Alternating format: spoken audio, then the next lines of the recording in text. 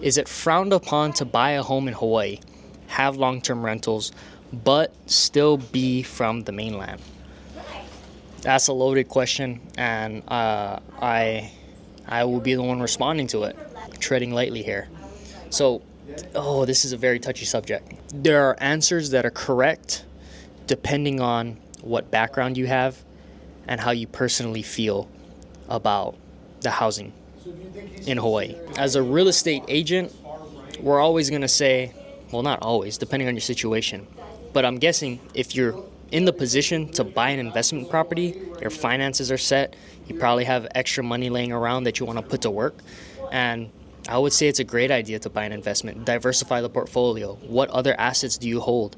Are you holding in stocks, bonds? Do you have other real estate assets? Do you want to diversify into a different market to insulate yourself from, an economic shift, depending on where it is? Is it local? Is it national? I think it's a great idea if the numbers make sense.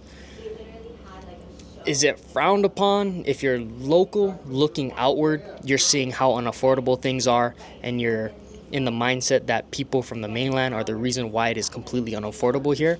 I do think it's frowned upon, but that's a different mindset.